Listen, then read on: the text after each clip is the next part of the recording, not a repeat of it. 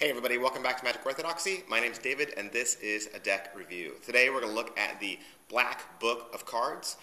They were published from Uncommon Beat. You might remember them. They did the Urban Punk deck a little while ago. This was a Kickstarter project and of course it was successfully funded. It was a deck that I have been waiting for, and it was being teased for a really long time, and so I'm really glad to have it now. And if you'd like to learn more about this or even to purchase one, you can visit theblackbookofcards.com.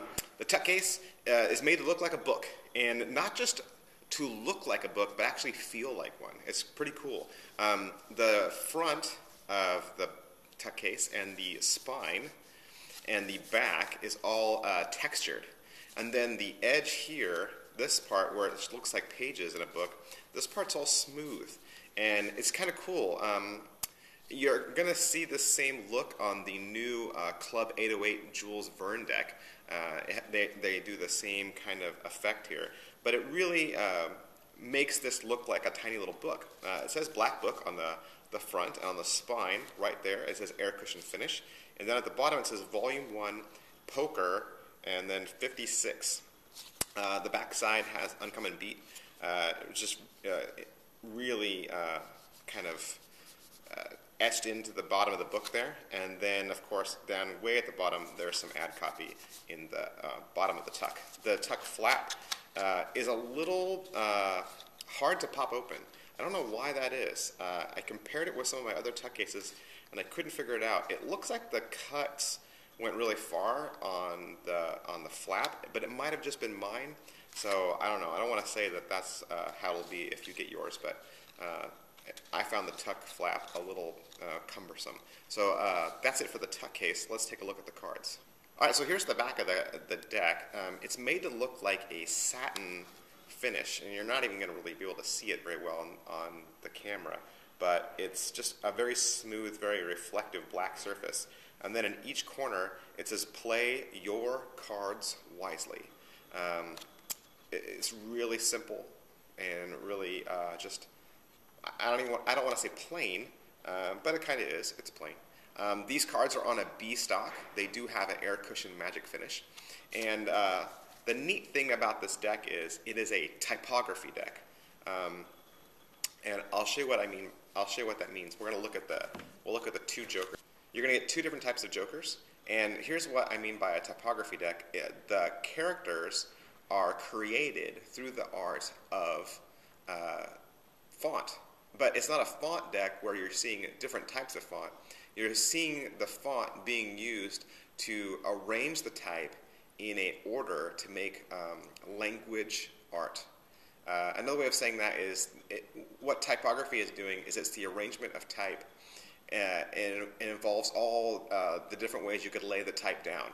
So it's making art through typefaces, through point size, through line length, through leading, through tracking, and through kerning. That's all technical speak for adjusting the spaces between groups of letters and adjusting the space between pairs of letters. The font on this deck is Highway Gothic. You could look through your word processing program and see if you've got that font. It's a common used font. You see it a lot on road signs across the world. So it's kind of has this symbol of telling you where you're going. There is a concept behind the Black Book of Cards, and I'll show you what that is with the two extra cards. The two extra cards you get with this are a little horoscope calendar, as it were. You have two cards because one card goes through the numbers of half the month and the other card goes through the other half. And basically what you do in this is you look up your birth month and then your birth day, and then you find the card that is based on the day you were born. So that's the concept of the Black Book. It's similar to Zodiac, similar to some of those astrological fortune-telling type things, and each one of these cards then is created through typography to relay personal characteristics about the person who holds that card. So each card in the Black Book of Cards portrays different personality words using typography and in a very stylish, very lighthearted, and a very designed, focused way. So let's look a little closer at the cards. Normally in a deck review, I might peel through the aces and then show you some of the numerics and of course the court cards. Not so much with this deck because every single one of these cards is different. The pip layout is unique. Uncommon Beat took special care in making sure that each of the indice cards had a unique layout. The court cards are unique. They're exploded heads that have a mirrored top and bottom. And then just the font use, the typography that's used all the way around all the imagery is just incredible. And really what you're seeing is you're not seeing any line drawing. There's no lines on these cards. The images that you see are formed by the negative space created by the language and created by the words. So what looks like hair is really just sentences going down the card vertically. And what looks like cheeks on the court cards' faces is really the font bending to create that illusion. So you're really getting an artistic deck. Sometimes I make the comment that certain decks of cards aren't really great for gameplay, and I might make the argument that this deck would be one of those.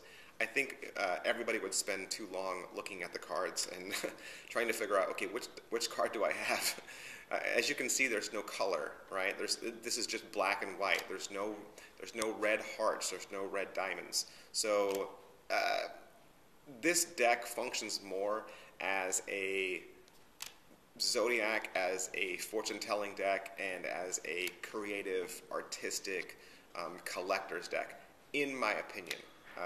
That's not to say that you couldn't play cards with these. I mean, my personal philosophy is cards are meant to be played with.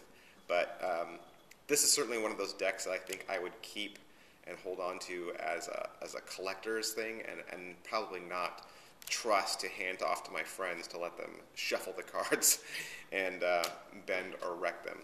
It is a very attractive deck. It is very stylized.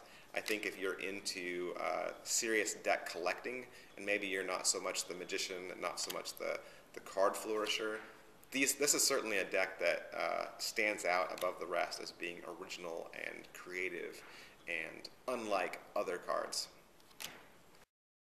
Hey everybody, I'm just going to grab the camera for a second and give you a close-up view of what these cards look like. I know I was peeling through the cards pretty quick, and it's just hard to see some of that detail work and that line work. Again, if you want to see these cards close up, you can always head over to the blackbookofcards.com and you'll get a better view of those cards there. And of course, you can always use your computer controls to pause wherever you'd like to get a longer look. So that's my review. And as always, you can subscribe to our channel just to stay up to date on the latest in cards and card magic. We recommend that you like this video just so other people can find it a little quicker.